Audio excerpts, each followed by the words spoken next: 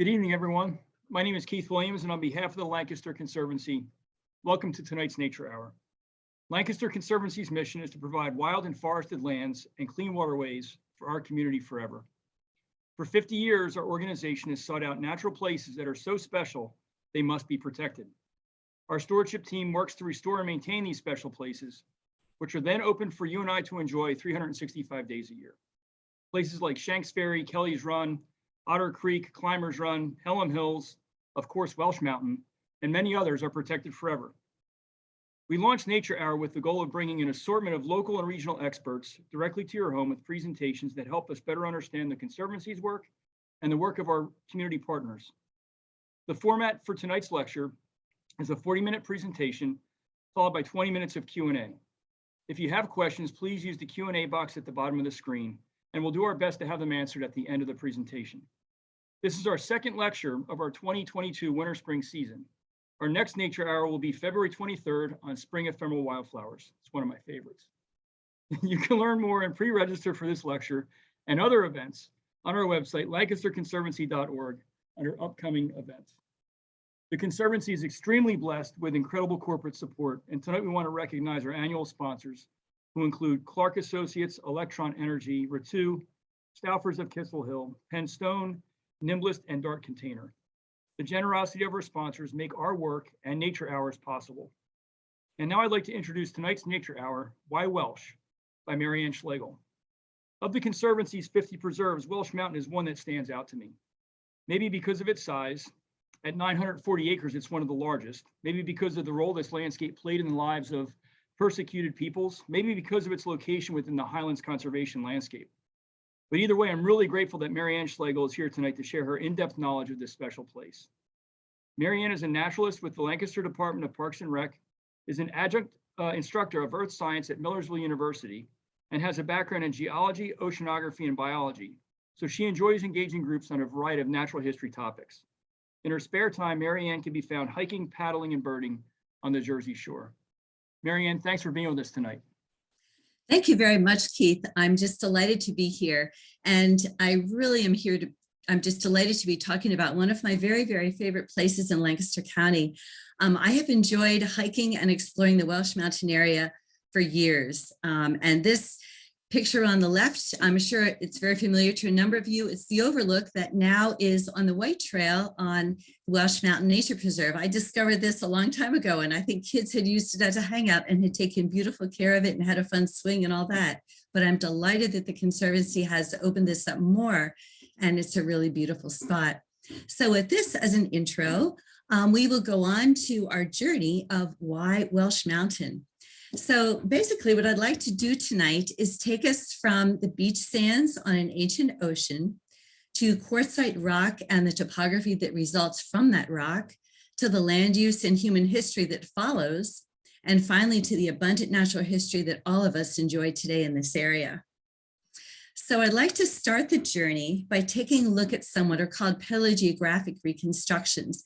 And basically, this is what the world looked like when the sands that eventually make up the rocks of Welsh Mountain were deposited.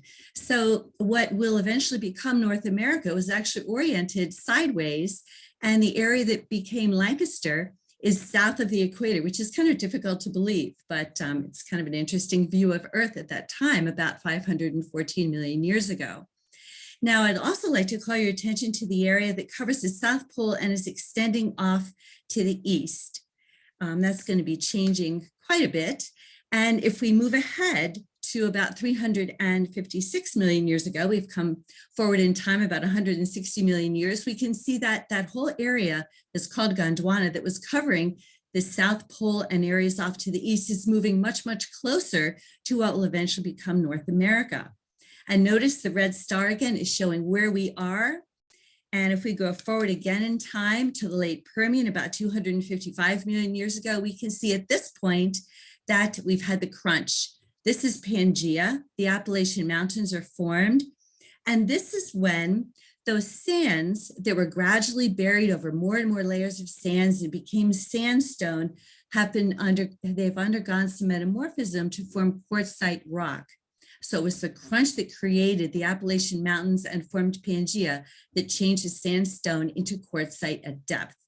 And basically the difference between sandstone and quartzite is the fact that sandstone feels like sand. If you pick at it, it falls apart very readily into the sand grains that compose it. And if you hit it or drop it, it just breaks very quickly, again, into pieces. But with quartzite, what's happened there is it's been buried. And quartz is a mineral that goes into solution at relatively low temperatures in Earth. And it's prevalent in all types of rocks. And what happens with the sandstone, when that's buried and baked just a little bit, the quartz becomes mobile and it basically cements the grains with more quartz. So quartzite rock, typically you can see the individual grains of sand, but you go to break it and it takes a rock hammer and sparks fly. So it's a very, very hard type of rock that tends to create highlands, and that's really important here in our story. So we move again toward the present. We can see at this time, which is in the early Triassic, that there's a little bit of an incipient, just to sort of the northeast of the star where Lancaster is, there's a little bit of an incipient Atlantic Ocean forming there.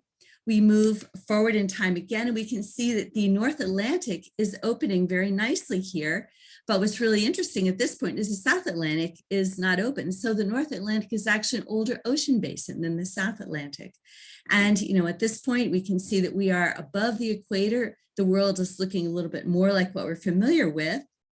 And we move to the present day, and we can see, this is the picture of Earth that we're very used to looking at. We can see, we are located 40 degrees north of the equator, and that's all well and good.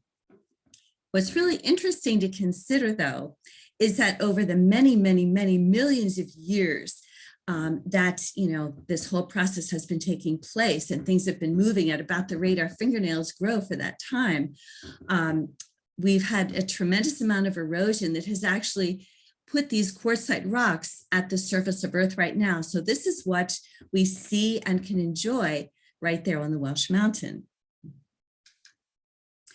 Now, this is a picture, this is put out by the state of Pennsylvania in some of their maps. And this basically shows in sort of rough form, the geology of Pennsylvania. And notice the red circle is showing the area around Lancaster County.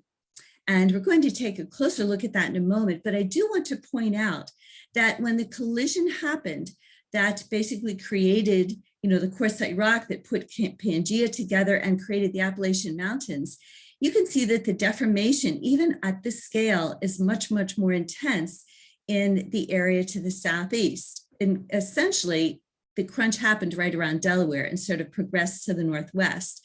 And as you move through Pennsylvania toward the northwest, up toward the high plateaus and the glaciated areas up there, you can see that the deformation becomes less and less and less. So that's kind of an important thing to consider as we think about what's happened here in Lancaster County. Now, this is that area of Lancaster County blown up, this time with a yellow circle to indicate the area that we're going to focus on a little bit here. Now, physiography, I think, is really fascinating, and it basically is the link between geology and the landscape. So we can think of the landscape and the landforms that we walk over, that we climb, that we really enjoy as being a result of the geology that underlies them. And there are 3 of these provinces, or specific areas that we can think of as being very different in terms of geology in Lancaster County. And in the sort of bluish tone on the northern part of Lancaster County, we have the Triassic lowlands. And if you recall the slide that showed the Triassic time in Earth history, that's basically when we had a separation starting to happen and that North Atlantic was trying to pull open. And it just so happens that when that stress was, that tensional stress was happening through this area, there was actually a rift that was trying to develop in the northern part of Lancaster County, and this spreads way up into New England and way down into our southeastern states as well. But this area right around us is called the Gettysburg-Newark Basin. And this is where we have a lot of red rocks. These are some of the newer rocks. Basically, they were deposited as that area was trying to pull apart in valleys that form when lowlands were created. So that's a very unique part of Lancaster County. And I just mention it because it's sort of to the north of the area we're really going to be focusing on most strongly here. Now, the Piedmont lowlands are that, sort of purple section in the middle. And that is also often called the Conestoga Valley, even though there are some other valleys within that general area. And this lowland area is an area of limestone and dolostone rocks. These are carbonate rocks, and carbonate rocks erode pretty readily to create the lowlands and, the farming areas. Just sort of have rolling topography, nice fertile farm areas, very easy to farm because the rocks tend to erode fairly quickly, creating pretty nice deep soils. So it's great, great farmland. And then we move to the very light purple in the southern part of Lancaster County, and that's called the Piedmont Uplands or the Southeastern Uplands. Now, you'll notice where the red star is on this map within that yellow circle. That is the Welsh Mountain area. So that's really what we're focusing on. And that is part of the Piedmont Uplands section. So we're going to be talking a little bit more in detail about that right here.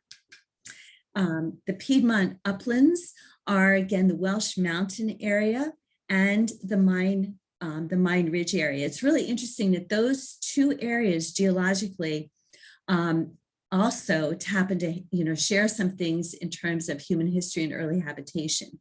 You can see the Conestoga Valley and the Pequea Valley. Those are the colors of red and purple down into blues.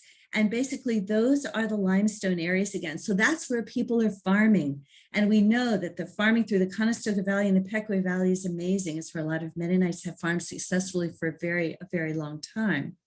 And by contrast, the Welsh Mountains and the Mine Ridge areas are areas that are, for the most part, still wooded and left. To talk a little bit more about the Piedmont Uplands, again, this area is closer to the collision, so there's been more deformation there. And a really great example is actually at Chickies Rock. We're going to be talking about Chickies quartzite, and Chickies quartzite was first named and identified in the vicinity of Chickies Rock. This was by Sam Haldeman around 1840. And Sam Haldeman actually was of the Ironmaster family, and his family is very deeply involved in the iron furnaces in the area. He was much more of a natural historian. So his heart was elsewhere, and that has some really important ramifications, which we'll discuss later on. But one of the things that you can notice in that central picture is that there is what looks like a hill. And that is actually an exposure of an anticline, which is a hill shape. It's essentially when you have mountains that fold, and you can think about it as though you're running across, a polished floor, hit a carpet, and the carpet slides into folds. This would be an upfold, and there are downfolds as well. But to have this upfold or anticline exposed at the ground like this is really special. So geologists tend to flock to this area to look at that. But it's a nice example of some of the deformation that took place miles underground when these rocks, were basically plastic. It can be deformed. So on the right, that is the area right near the overlook. The overlook at Money Rocks County Park is actually right on top there. Through this area, schist and quartzite are very common rock types. And what we're looking at here basically are quartzites forming that area at Chickies Rock and also at Money Rocks. This next slide on the right shows some of the schist. This is actually Kelly's Run. It's an old picture of my daughter and my sister down at Kelly's Run. And you can see that that's the slabby kind of exposure that schist is going to take, but it does tend to form fairly steep valleys. The quartzite ridges are very resistant because the quartzite is such a very tough rock. It just lasts very well in the weathering environment. So that tends to form the ridges, but these schists also are much slower to erode than the carbonates.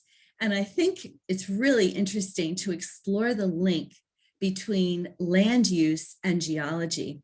And this picture that takes up most of the left side here is showing the Susquehanna River curving around through the area right by Chickies Rock. This is the Hellam Hills area where my cursor is right over here on the York side of the Susquehanna. You can notice some of these little riffles in between here. That's basically because there are exposures of chickies in the river that cause disturbance that you can even see in pictures like this to the surface of the water. And then essentially Chickies Rock is right over here. So, notice right here, we have a great example of areas to the north and to the south that are on rocks that are less resistant, that are much more, suitable for farming. And this is actually a lot of carbonate rock over in here that's great for farming. You can see how that's developed so much differently and so much more readily than the Hallam Hills area and the area around Chickies. So we're going to continue that thought of the fact that land use follows geology by looking here at, this is essentially Money Rocks and the Welsh Mountain Nature Preserve on the Welsh Mountain. And what we can see, just to sort of set us a little bit, this is 897 coming down. This is Galt Road. If you come up, for example, from 340 on Cambridge and then take like Clough Rock Road, basically what you can do is get up to this point here where Narvan goes off to the right, Galt Road goes off to the left, and this would be the way to the parking lot at Money Rocks. This is the way to the preserve, the Welsh Mountain Nature Preserve parking lot there on Galt Road. So that sort of sets us a little bit. We're looking kind of at the central part of the Welsh Mountain here in Lancaster County. And notice how areas to the north and to the south are beautiful farming country. This is the Conestoga Valley. This is the Pequea Valley. 322 is up in this direction and 340 is down to the south. Now, I'm going to show this to you again using a geology map because I think it really brings the point home beautifully that the land use mirrors the geology. What we can see, I mentioned that the purpley colors and the reds are typically the carbonate rocks in the valleys of the Conestoga Valley, swinging around to the Pequea Valley down here. Notice the green. The green here is a Chickies formation.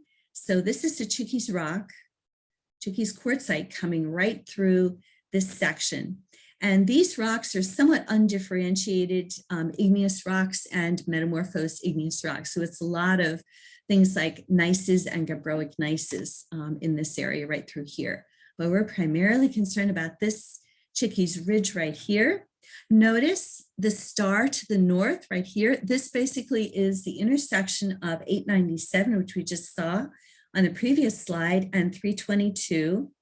If we come down to the south, this is the intersection here of 897 and 340 coming through Whitehorse right there. If we go ahead and look at the stars right across the Welsh Mountain area here, we can see that we have areas of this carbonate rock, and then we're into the Chickies quartzite, and we come off and we're back into rock that is able to be farmed. So I think it's, again, just a really marvelous look at that link between geology and land use. And that, of course, is going to have major ramifications for human populations as well. And with that, we will get into some of the settlers in the Welsh Mountain and the adjacent valleys. This is a picture I took. I actually went up there last weekend. I was looking for a couple more pictures. So I took this one this is Cambridge Road as you're heading off of 340 toward Welsh Mountain. And notice, this area is sloping upward slightly, but this is farmed. This is farming country here. And what we have in the background, that is all Welsh Mountain up there. So that is basically that resistant quartzite rock forming the highland. Now, to get into the peoples here, the name Welsh Mountain harkens right back to the first settlers in this area after the native peoples. Native peoples, of course, were here first, and they were throughout this area. But the Welsh folks came, they were Quakers, largely escaping religious persecution in Europe, and they were iron miners. So they came, they purchased land to the east along Welsh Mountain, kind of heading into Chester County, right about 1681. And at that point, this area became known as the Welsh Mountain. Now, the Mennonite farmers settled shortly thereafter in the fertile lowlands, and they became very prosperous farmers. As we can see, the farms are still, very beautiful and prosperous to this day. Now, as this area was settled, by the farmers, folks that were pushed out of the way were the native peoples, and they were believed to be some of the Susquehannocks, probably Minkwas. They were formerly very widespread through the area, and they gradually were pushed into the less desirable wooded highlands. Along with these native peoples, we had slaves that escaped from slavery in Pennsylvania, as well as areas just south of the Mason-Dixon line, which of course, as you know, is very close. So they were welcome. They found refuge with the native peoples. And some other folks that joined, these groups up on the Welsh Mountain were escapees from indentured servitude. So we had indentured servants that escaped, their service and were able to find refuge and acceptance with folks on the Welsh Mountain. So the community on the Welsh Mountain really was a combination of native peoples, escaped slaves, and indentured servants that were able to escape as well. And this group became known as the triracial isolates up here in the Welsh Mountain area. Now, something that's really interesting to know about these peoples is they really struggled for livelihood there. They tended to be very poor. They would sometimes come down and they would get day work on the farms. And as well, the Mennonite folks realized that, part of their religious giving was to help some of these people. So they did establish some mission areas within the Welsh Mountains. Now, through the time of the mid-1860s, of course, we had the Civil War, and there are some signs of people up in the Welsh Mountains from the valleys at this time. Now, around 1863, it was June, I believe, when the Confederate soldiers were approaching Lancaster County from the west. They were actually coming toward the Wrightsville Bridge. They fully expected to be coming across the Wrightsville Bridge. And of course, they didn't make it because the Wrightsville Bridge burned. And it's believed that's one of the persons that started the fire on the Wrightsville Bridge was actually living there at Chickies Rock and was he was actually one of the managers of some of the furnaces that were there. So there's kind of an interesting link there as well. But folks, in the Pequea Valley in particular, were very, very concerned that their valuables were going to be taken by the Confederate soldiers. So legend holds that they went up into the rocks of the Welsh Mountain area, specifically Money Rocks. And the Coxcomb Rocks are very jagged. There are lots and lots of hiding places. So it's believed that that was the area where they hid valuables. Now, whether this is true or not, whether all their valuables were, if they were hidden there, if they were actually, returned to folks, we really don't know. So there's a lot of legend about that. I think one of the interesting things is some of the graffiti from that time, which if you take a look at John Jacobs, that looks like that was done by a stonemason. Yes, it's graffiti, but I happen to think that, historically, it's really rather interesting and it's very, very well done.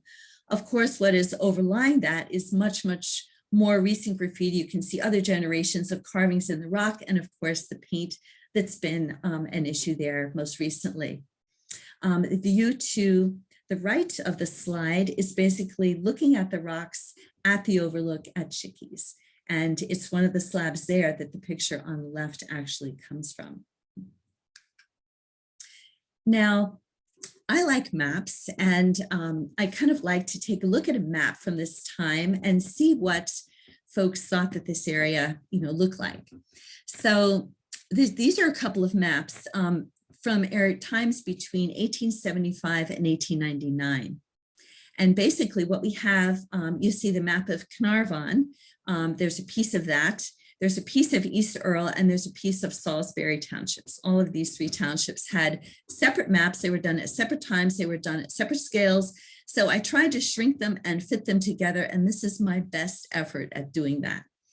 But I think a couple important things come to light here. First of all, they were building right around 1873 a railroad toward New Holland. This is an extension of the East Brandywine to Waynesburg Railroad, and it was heading right toward New Holland, coming right through this area. Now, if we take a look right near where that yellow Carnarvon township arrow is pointing, you can see there's a Beartown post office. That is basically right on 322, and that used to be called the Downingtown Harrisburg Pike. So we'll see that name on another map shortly. Narvan Road comes out of that particular intersection toward what is now, the Narvan post office is on the way. That little town where the train crossed Narvan Road was called Narvan, and the station was called the Beartown Station. So that's right in that area. And the other thing that I think is really interesting to notice about all of this is how little development there is on the mountain. No matter which one of these maps you look at, and obviously Salisbury Township has a lot more of the Welsh Mountain area exposed on this map, but you can actually see that roads come up and just kind of tail off in this highland area. So, again, people were developing the lowlands, but as soon as you came up into the highlands, there was very little in the way of development. Now, this changed to some extent in 1873 when a fellow by the name of Evan Silknitter actually discovered clays. Now, he was kind of an interesting character because he was traveling to California as a gold prospector and kind of moving back and forth between the Honeybrook area, which is where he lived, and California. And he ended up dying shortly thereafter, in California.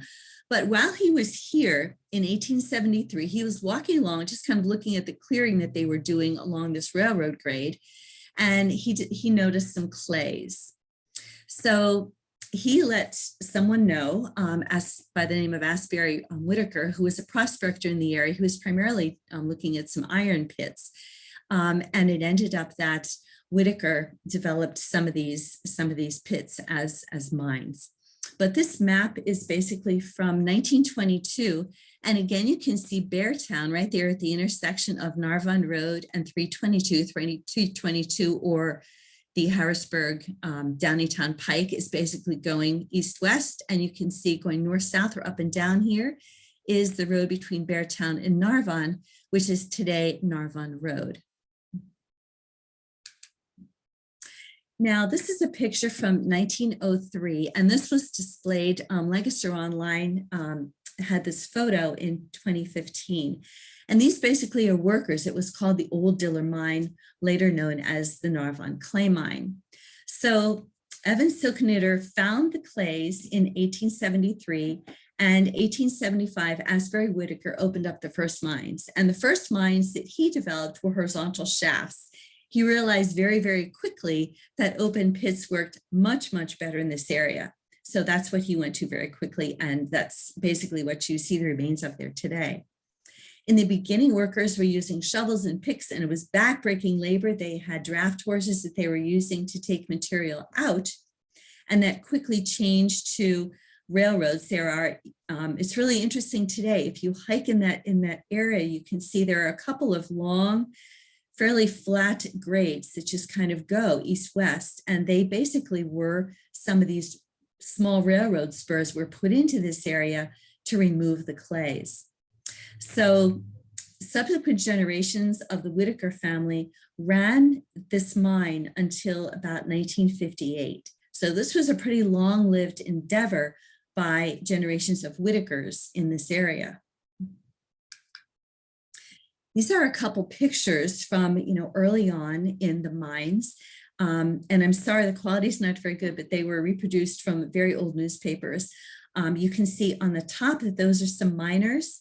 And this actually, from what I could see from the source of this actually was an early Lancaster News photo of miners. There apparently was a special done on the mining in Lancaster County, and they went out and highlighted what was happening out in the Narvan area. And sure enough, these pictures landed in the paper at that time.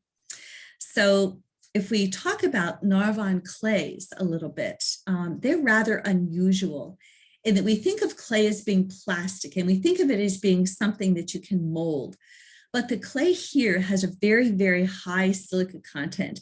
And it makes sense when you think about the fact that this material is actually forming within the Chickies quartzite, which is basically loads and loads of silica. Essentially quartz is silica and oxygen, and that's about it. So, when we think about the fact that there was a very, very high, content of quartz in this, it makes sense that there's going to have a lot of silica in any in any erosion product. These quartzite layers were sort of interlayered to a small extent in this area with some muds and clays. And that's basically where some of the material that made this into what can be called a clay actually came from. So in any case, this clay was non-plastic. The high silica content made it so that it could not be used for anything like ceramics, bricks. You couldn't model with it. It doesn't stick together very well. You would really struggle to do pottery with it. But it had value in the 1880s in the iron and steel industry. And primarily what they did with it is they would use it to coat molds to facilitate the release of anything that they were making from iron and steel. So it went straight to Pittsburgh, and that's where, you know, that was used pretty readily. It was also used very commonly early on as a binder in animal pellets.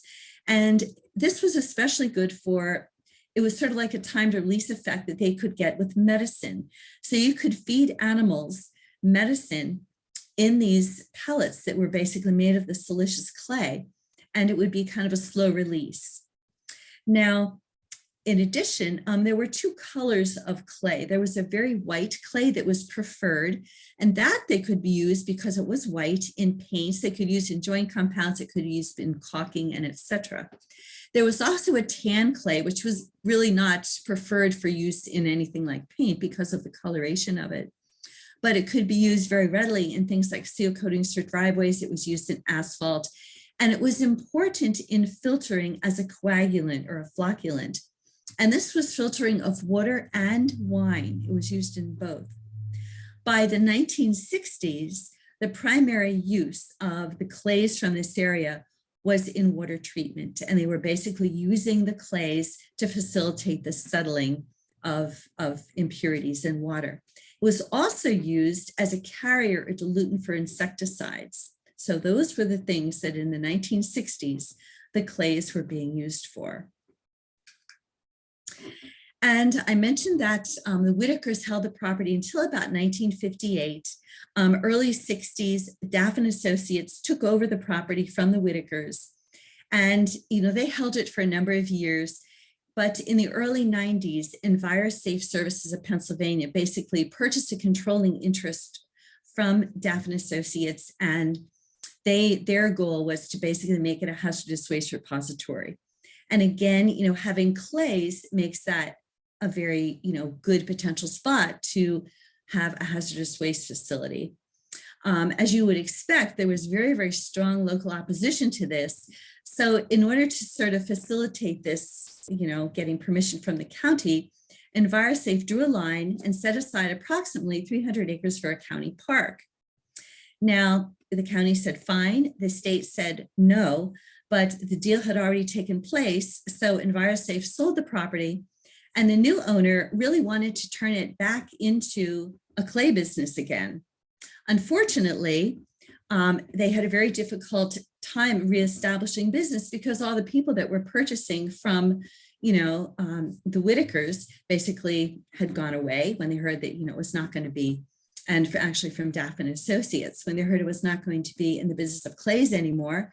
So the folks that purchased from EnviroSafe had a hard time reestablishing business. And the other thing that was really interesting, they approached you know, the state and the county about reversing the deal, and that was a no-go. So Money Rocks County Park came to be really for good. And when EnviroSafe drew that line on the map, which I pointed to with the yellow arrow, that was just a random line. And it turned out that the county park has the best clay deposits. So that kind of was the final nail in the coffin as far as people having clay businesses down in that particular area. Martin Limestone Group eventually purchased the property, and they're holding the property today. Now, we're going to go from this Chickies quartzite, and you know, the idea that you know, this area is at the top of the Welsh Mountains. It's very, very resistant to erosion. We're going to talk about some of the natural history that develops from this. So the fact that this is quartzite rock basically means that the soils that form here are going to be relatively acidic. So the plants that live here are going to have to tolerate acidic soils. And it turns out that there are some very, very special plants that absolutely love acid soils.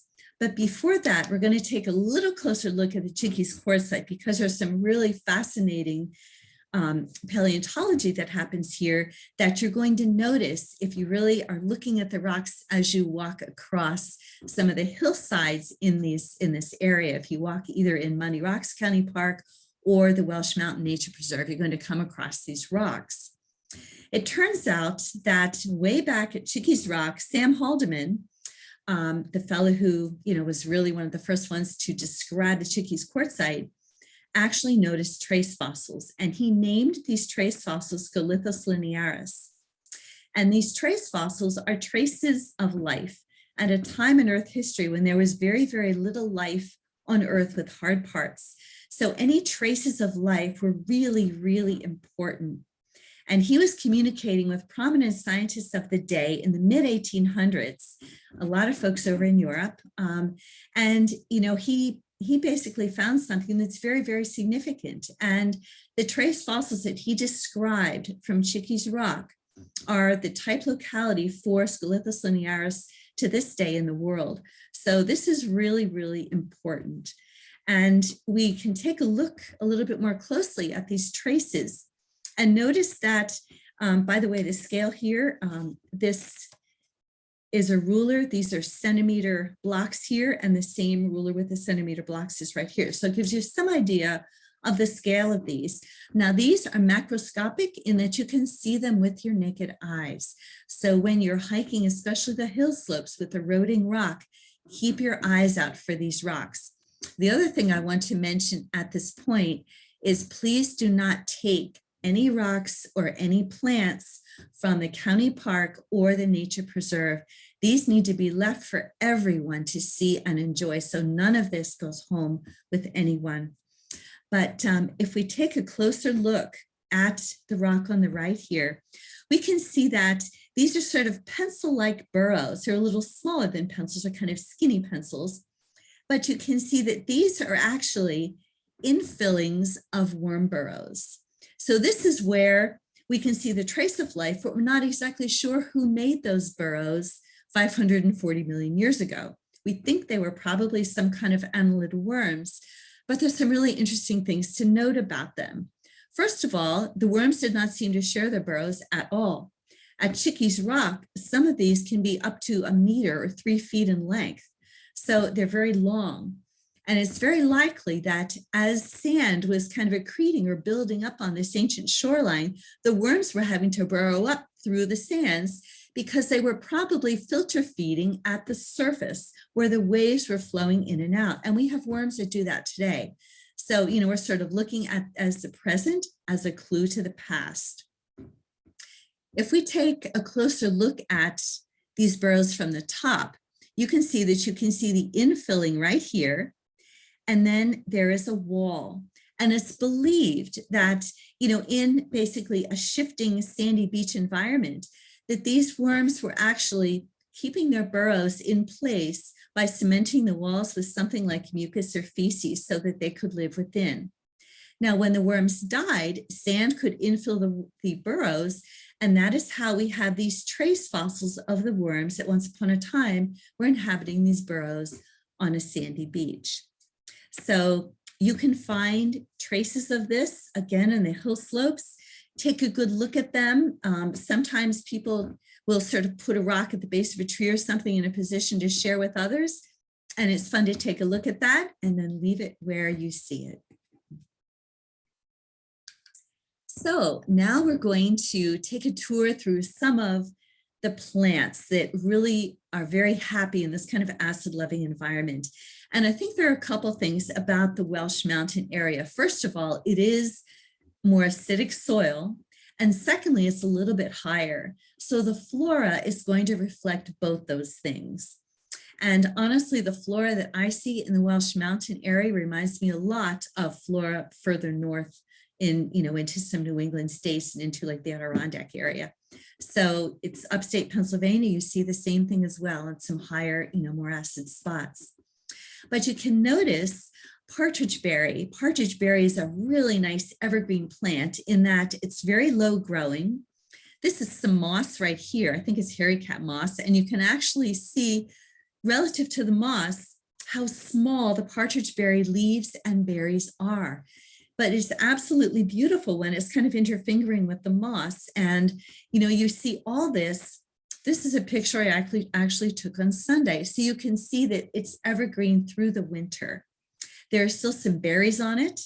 And if we take a look at a picture from a time in the springtime when the partridge berry is actually blooming over here, you can notice it's a really interesting flower in that two flowers basically share an ovary. The ovary turns into a seed, or berry in this case, and you can see where both flowers came off of that ovary that formed the berry. So very interesting plant. Now, also on the forest floor and evergreen, we have things like striped wintergreen. That's on the left here. And if you take a look at the striped wintergreen leaves, you can see how beautifully green they are. They have a nice prominent midvein here, which makes them very easy to identify. And also this one happens to have a seed pod up on top. This is a marvelous time of year for sort of going through the woods, and without the snow cover, you can see the little seed pods and things that are sticking up. And it's a really nice clue as to what might be underneath leaf cover too. On the right side, we have what's called crowsfoot or running pine. One of the reasons that this is called running pine is because, unfortunately, you can pull this up, and people used to make crowsfoot wreaths, and they would sell crowsfoot wreaths. You don't see that so often anymore because the idea of pulling this up and winding a wreath from this long strand that you get is just not acceptable. We just don't do that anymore. But that's basically where the name comes from. And it's a way that some of you have probably seen this, again, more commonly in the past. But this, is another very, very nice low evergreen plant. We also get into some of the orchids, the native orchids that are in this area. And we have rattlesnake plantain. These are pictures I took again on Sunday. And you can see some nice leaves on the right-hand side of rattlesnake plantain with the typical venation that we can notice with those. I removed this leaf right here where my cursor is.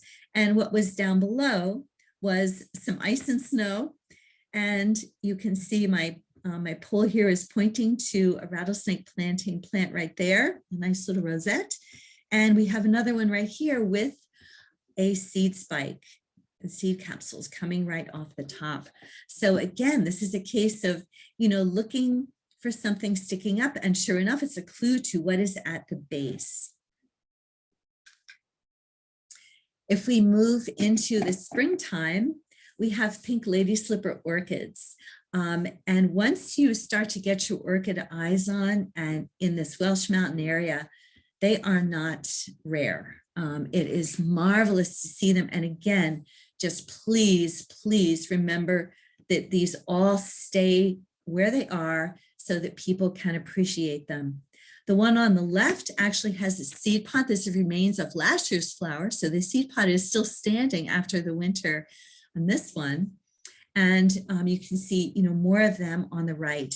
And this is where it's such a joy to walk the trails. For example, the red trail that would lead from the parking lot there on Narvan Road at Muddy Rocks County Park, that leads right into the Green Blaze Trail in the Welsh Mountain Preserve.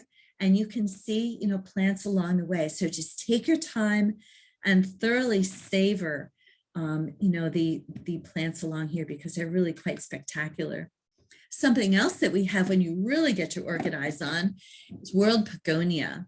And basically world pagonia is an orchid that has a very spidery appearance. The thing that I think is most obvious about it happens to be this whorl of 5 leaves right here. So this nice whorl of 5 leaves is something that, if you start to look for that, then you can maybe see the very rather nondescript bloom of the orchid up on top. So this is world pagonia. This is world pagonia when it's in bloom. And on the far left, this is what it looks like when it's coming up. So you have to, sort of, again, get your eyes on for something that's sort of maroon with maroon stems with this interesting what's going to, open up, this is the bud, is going to open up into the leaves and then the flower above that. Now, to make things confusing, typically right with the world pagonia, you'll find Indian cucumber root, and sometimes these grow right next to each other, and sometimes one can be underneath another. So it's a great kind of exercise in separating one from the other. Indian cucumber root typically has more than 5 leaves in a whorl, and the world pagonia I have never seen with more than 5 leaves in a whorl. So that's a good way to tell the difference there. And of course, the flowers are very different. The flower of the world pagonia is above the whorl of leaves, and it's a very, very distinctive orchid. And the flowers of Indian cucumber root typically are going to be below. Yellow stargrass, another marvelous flower to look for. It's not as common as some of the others, but it occurs up on the Welsh Mountain highlands. Sarsaparilla also seems to like the acidic soils up there. On the left, you can see it in bloom. On the right, what you can notice, the buds are right down here. And what is here basically is a divided leaf. So there are typically 3 leaflets above the flowers of sarsaparilla. Deerberry, which has, and I noticed in the chat, somebody was referring to picking huckleberries. This is probably what they were picking. Deerberry, also called highbush huckleberry, also called buckberry. You get the idea from the names that the deer really like to eat this. But this is a very beautiful plant that is about 3 feet tall at its tallest, usually 2 to 3 feet. And these are very distinctive blooms because actually the stamens extend past the petals on these flowers. The Pincer Azaleas are up there and very beautiful. You can also notice when they're blooming. It's very early in the spring. Notice all this light spring green behind the azaleas here. And there's mountain laurel. Mountain laurel, of course, is our state flower here in Pennsylvania. That likes the acid soils, so that is going to be on these quartzite rocks. It's also in other parts of Lancaster County, but it's a great spot to look for it up there while you're looking for some other flowers. This usually blooms right around Memorial Day up in the Welsh Mountain Highland area. But these are beautiful blooms. And if we focus on one a little bit more closely, you can notice that this plant is protecting its pollen.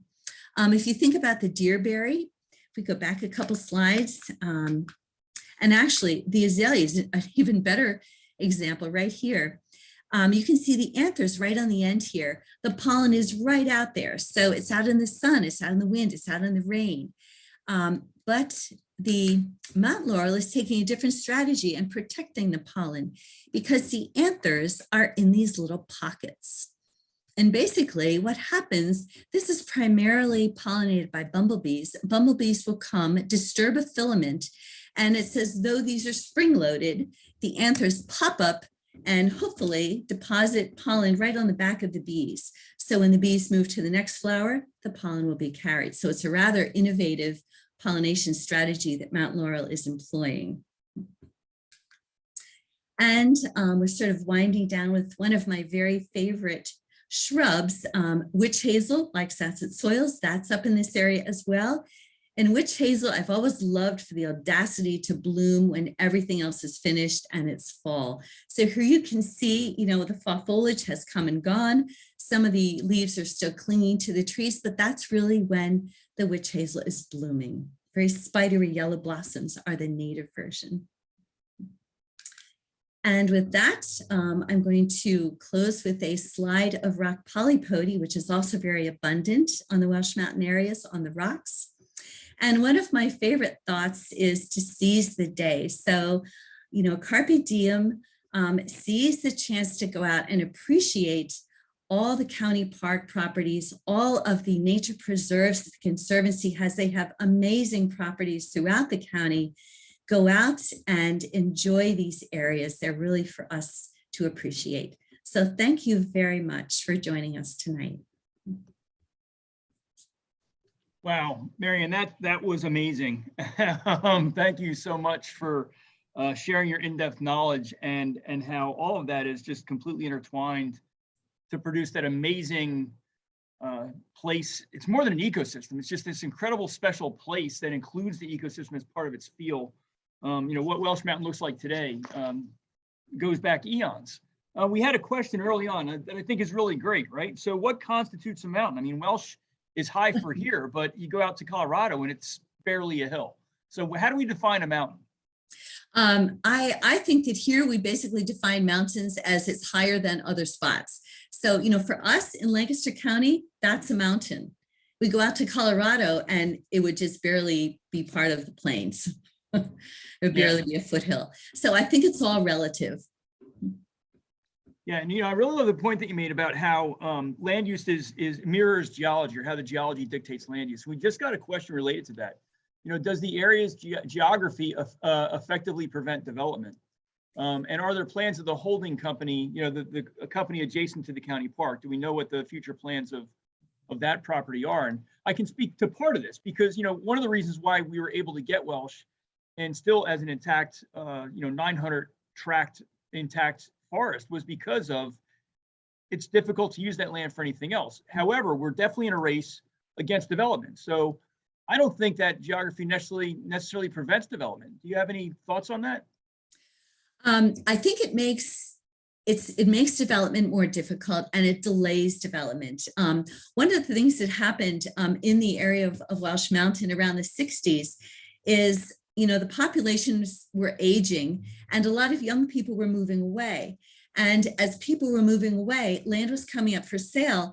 And you can drive through Welsh Mountain today and see that there are a lot of really large, expensive homes that people have been building.